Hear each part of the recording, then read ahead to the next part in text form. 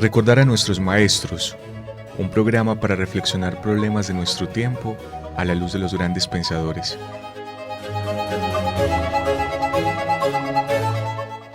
Dirección: Carlos Mario González, profesor de la Universidad Nacional de Colombia, sede Medellín.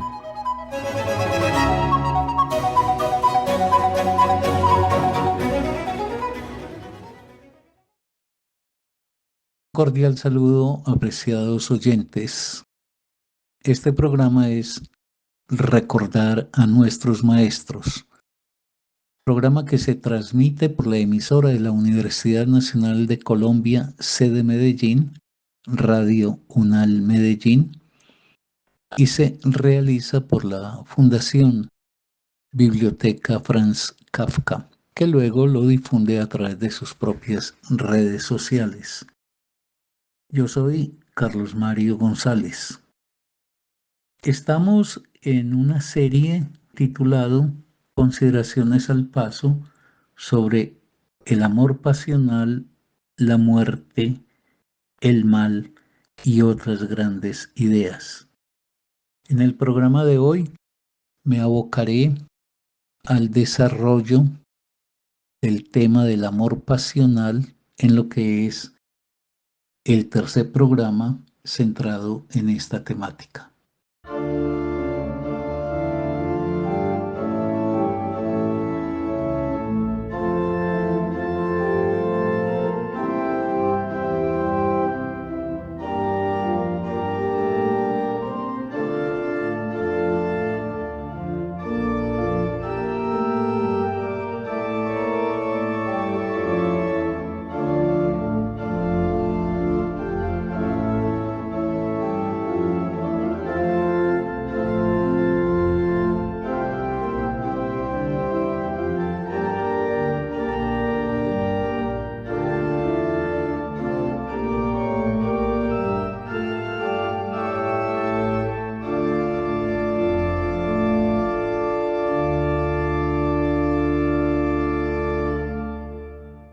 Serie Consideraciones al paso sobre el amor pasional, la muerte, el mal y otras grandes ideas. Programa de hoy, el amor pasional, número 3. Soy Carlos Mario González, miembro de la Fundación Biblioteca Franz Kafka, BFK. En los programas anteriores en los que he comenzado a hablar del amor, he planteado la conveniencia de llevarlo más allá del mero dominio del sentimiento, sin negar obviamente que el amor pasional es un sentimiento. Es insuficiente dejarlo únicamente en esos términos, porque eso impide el examen de otros elementos que se integran en el sujeto inmediatamente este es embargado por la pasión amorosa. Y esos otros elementos, que constituirán en su conjunto 6, son obviamente el primero, el sentimiento; el segundo, las ideas que sobre el amor se tiene; el tercero, los ideales que animan al sujeto embargado pues por la pasión amorosa; el cuarto son los vínculos, las formas de relacionamiento, los lazos que se establecen entre los amantes; y existe un quinto término que proviene de articular las ideas a las formas de vínculo, y ahí entra en juego el tema del poder. Y de otro lado, al articular el sentimiento con los ideales, entra en juego el tema del deseo. En toda vivencia amorosa que se concrete como un encuentro con el otro, con el objeto amado, que repetir se dice objeto, para señalar cuál es el foco que concita ese sentimiento intenso que se llama la pasión, pero recordando siempre que el objeto de amor, por lo menos en lo que yo quiero indagar, es siempre un sujeto. Por eso el amor es una experiencia intersubjetiva, experiencia en la cual cada sujeto es objeto en relación al deseo del otro, pero que siempre en esos encuentros amorosos, en esas construcciones del vínculo entre los amantes, pues entran en juego, repito, las ideas, los ideales, las modalidades de relacionamiento que estipulan entre ellos los amantes, pero entran en juego también el poder y el deseo. Eso es menester ponerlo en examen. Ahora voy a tratar de hacer una presentación sintética de cada uno de esos 6 términos para que vayamos avanzando, de tal manera que cuando se haga el cubrimiento en términos de definiciones de qué es lo que quiero decir cuando hablo del sentimiento, las ideas, los ideales, los lazos, el poder y el deseo, podamos dejar bien circunscrito el objeto de nuestra reflexión, valga decir la pasión amorosa, para proceder en programas posteriores a examinarlo en su registro histórico, es decir, las formas que ha adoptado la pasión amorosa en el camino histórico de la cultura occidental. Quiero comenzar entonces por el primer elemento, el que es propiamente el sentimiento amoroso. ¿Qué se puede decir del sentimiento amoroso? Antes de proceder a hablar de las ideas, los ideales, los lazos, el poder, el deseo. El sentimiento amoroso, que cobra esa forma intensa que llamamos la pasión. ¿Cómo pudiéramos circunscribir ese sentimiento para poderlo diferenciar de otros sentimientos que incluso pueden ser amorosos, como los sentimientos de amistad, fraternidad, etc.? Yo creo que lo primero que se puede decir es que la pasión amorosa se registra en el sujeto como un efecto que se da en este, habida cuenta del encuentro con un otro que arroba, conmueve, detiene, centra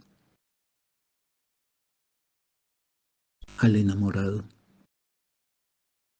Es como si fuera una fuerza magnética que de pronto, en el andar por el mundo, en medio de la muchedumbre de seres con los cuales el individuo se topa, hete acá que aparece uno con una refulgencia especial que suscita esos efectos que he mencionado.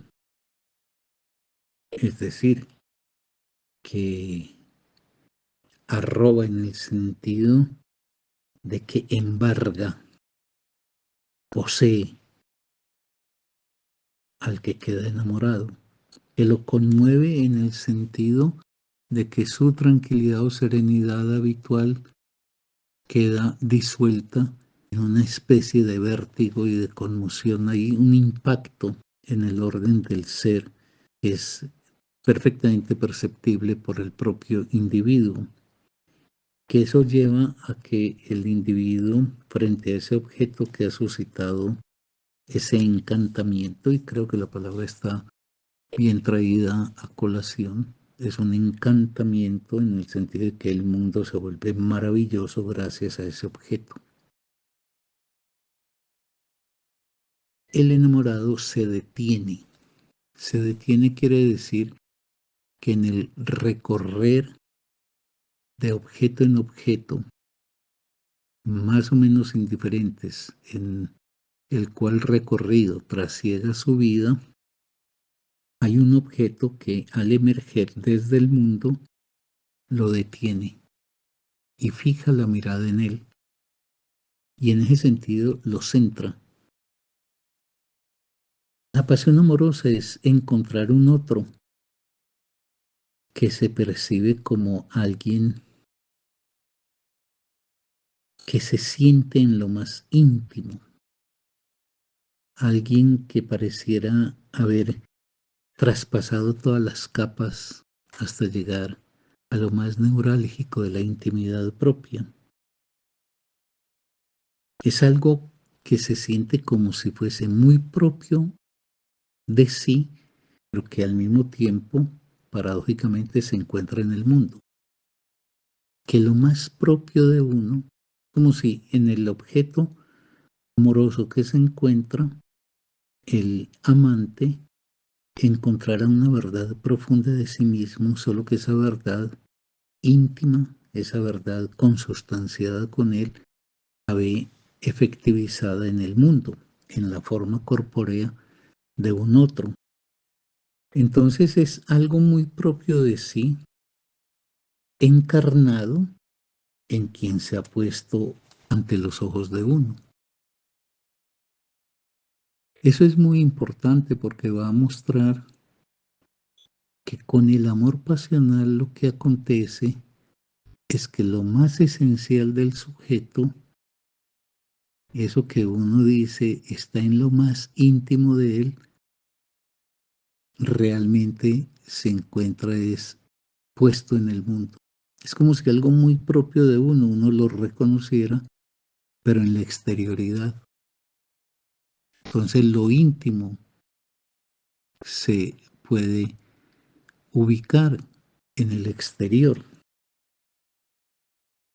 y de inmediato ese otro íntimo es un otro porque está afuera y está expresado como un cuerpo, una vida, un individuo, un destino, una historia que es distinta a la del amante y sin embargo ese otro aparece marcado por una familiaridad que lo hace reconocer como si estuviese constituido en lo más propio de sí. Entonces, ese otro íntimo se sitúa para el enamorado en el lugar de quien es una excepción y en tanto excepción obnubila a todos los demás. Me explico.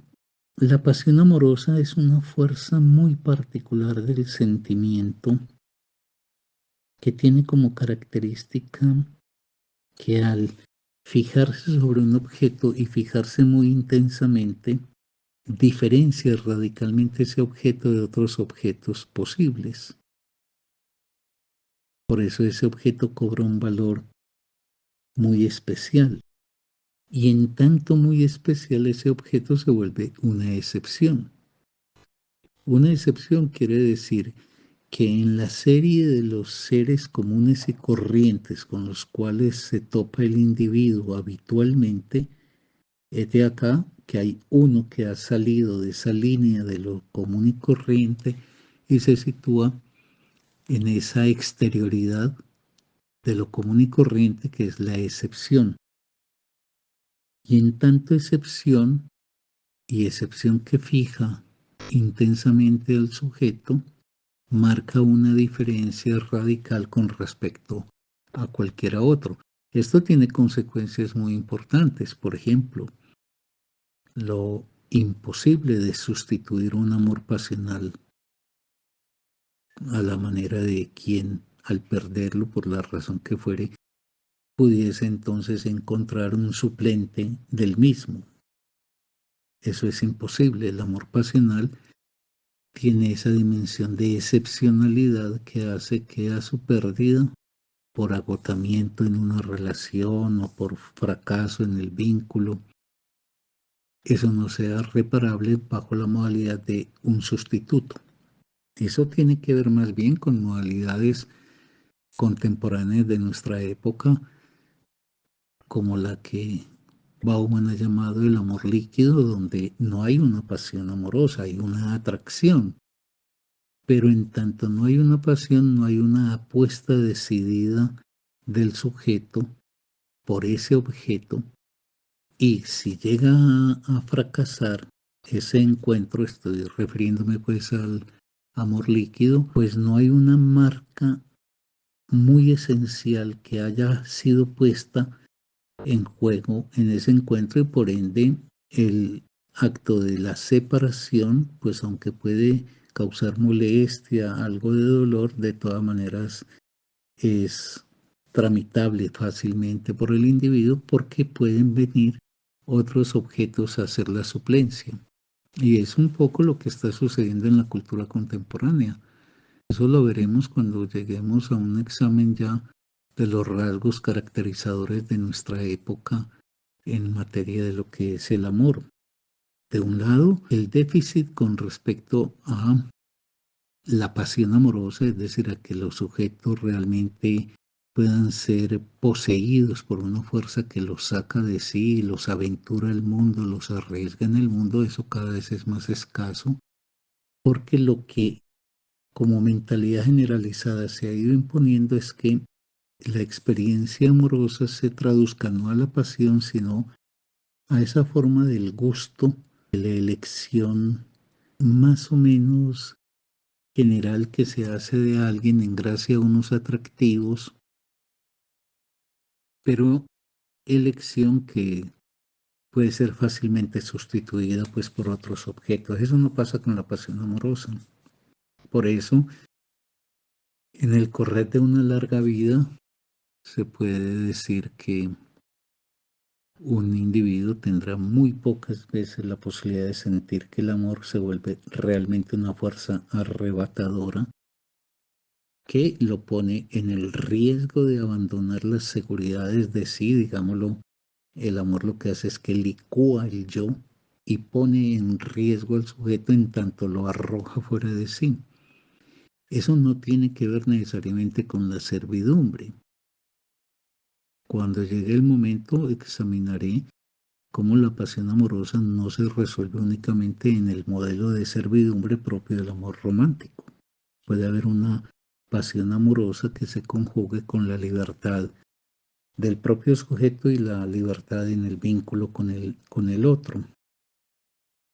Por eso cuando Lacan dice que el amor salta en el instante de una mirada, es una definición muy conocida, pero no por eso menos bella y menos precisa. Es una definición, en mi opinión, muy bien lograda, porque si el amor es el instante de una mirada, es el instante en donde en el mundo el sujeto encuentra bajo una forma corpórea exterior a él algo tan propio de sí que lo fija, lo detiene, lo concentra. Digo, cuando Lacan pues habla del amor como aquello que nos asalta en el instante de una mirada, podemos decir que es el instante, el que fuere, el del inmediato conocimiento que se ha tenido de alguien o de pronto el instante de una mirada donde alguien que ha sido habitual en el encuentro con uno, ese día y en ese instante aparece refulgido con unas características que no se habían percibido previamente. Vuelvo entonces a lo que venía formulando. Ese instante de una mirada es el instante en que se vivencia imaginariamente, y este término es muy importante acá, porque el amor es una experiencia muy imaginaria, que hay que inscribirla en lo simbólico. Lo simbólico quiere decir los términos, por ejemplo, de una ley, etc. Pero en lo imaginario, la vivencia que traduce el amor pasional es la vivencia de la plenitud. Incluso en el habla popular es muy común encontrar esa expresión. Cuando una mujer enamorada le dice a su amigo, a cualquier amigo, dice, no, es que yo me siento plena. Esa plenitud, es decir, si nosotros somos seres en falta, el amor es como una sutura de la falta, el amor pasional, es una sutura de la falta que embarga al sujeto de una vivencia de plenitud. Y ahí hay un camino que es por el que ha transitado generalmente el modelo romántico del amor, que conduce a unas formas muy perniciosas de sumisión, esclavitud, sometimiento, etc. Porque, dada la posibilidad de que un otro represente imaginariamente la plenitud, es decir, que el otro colme la falta que me constituye, pareciera entonces que el mundo se redujese ya únicamente al encuentro con ese otro y que en la medida en que ese otro se vuelve tan importante y significativo, entonces quedaría el amante en condiciones precarias de sometimiento a alguien que cobra un lugar tan importante como el de plenificarlo en su ser.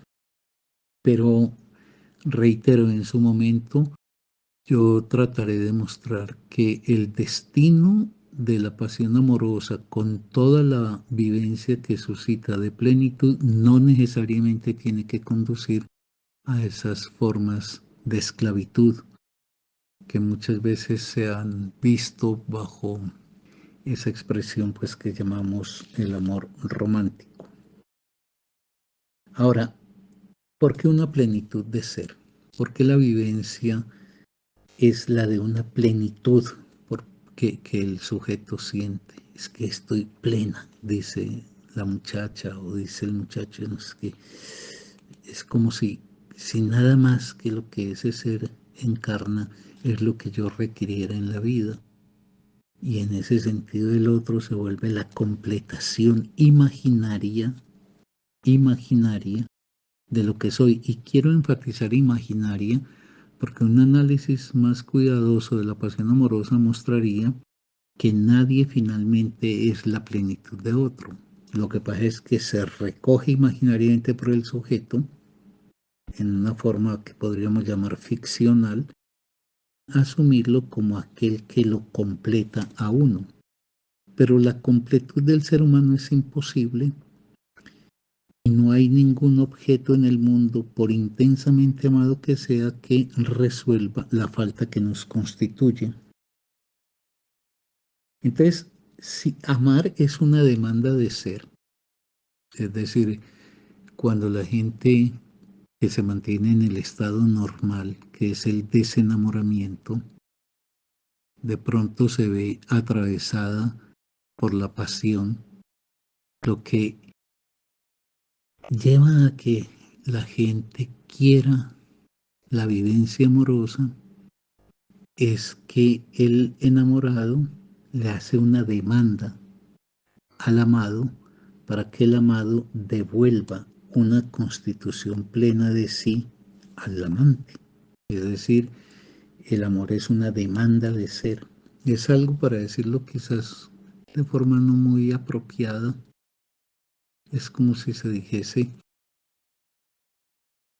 tú que eres tan importante, tan inmensamente significativa para mí, esta fijación que me vincula a ti es una fijación en aras de la plenitud que mi ser espera que le depares. Entonces, por eso se puede decir que el amor es una demanda de ser. ¿Por qué? Porque si nosotros somos seres en falta, es desde esa falta que se le demanda a un otro la plenitud. Es decir, repara la falta que me constituye y ahí se configura entonces esa demanda de ser que se dirige a ese otro al que se le asigna pues el poder de completarlo a uno. Esa es una completación anhelada. Nosotros arrastramos nuestro ser en falta y de una u otra forma hay un anhelo de plenificación. Entonces, se le entrega al otro, se le asigna, más bien que se le entrega, se le asigna el poder de completarlo a uno. Por eso la desesperación cuando se pierde un objeto amado pasionalmente. Por dos razones. Una, porque ese objeto no será fácilmente sustituible. Pero segundo, porque es que la vivencia que había alcanzado con ese ser amado era esa vivencia imaginaria de mi plenitud.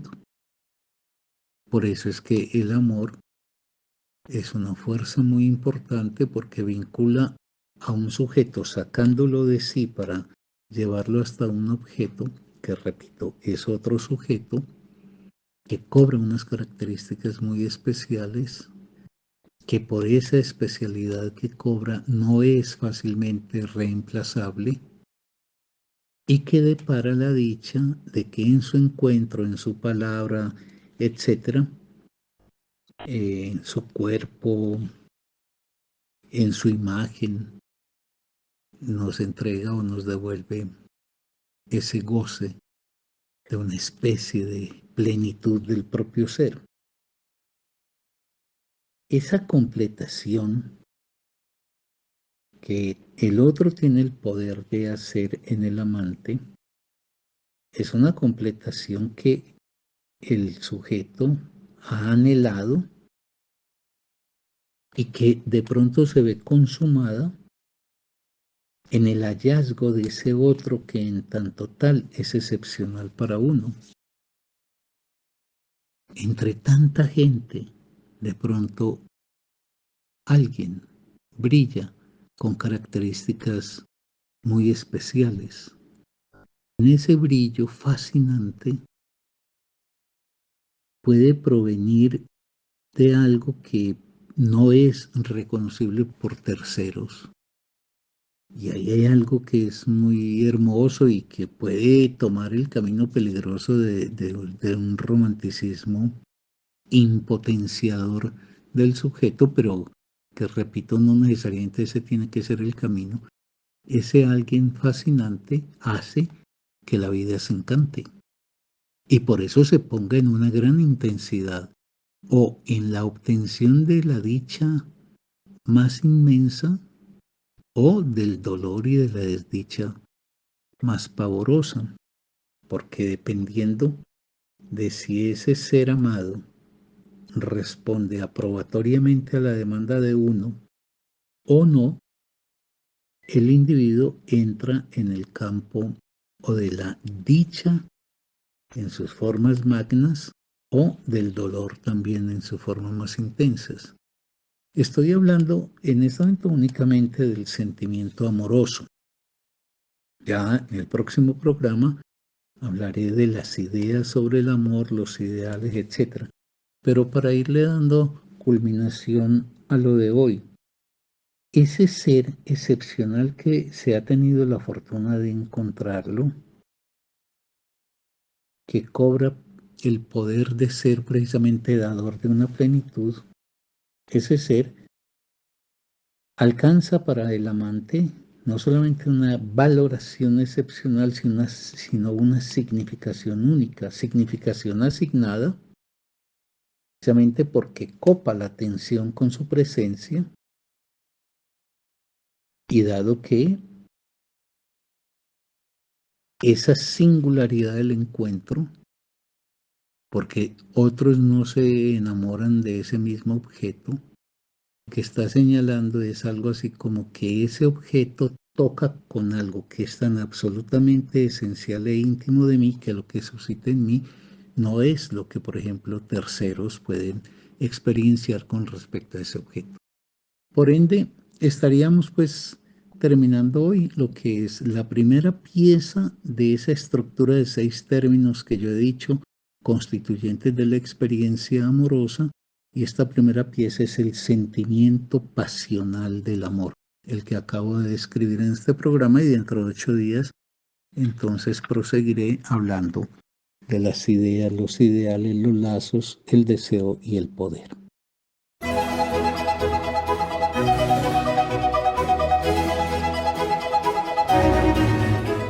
Recordar a nuestros maestros, un programa para reflexionar problemas de nuestro tiempo a la luz de los grandes pensadores.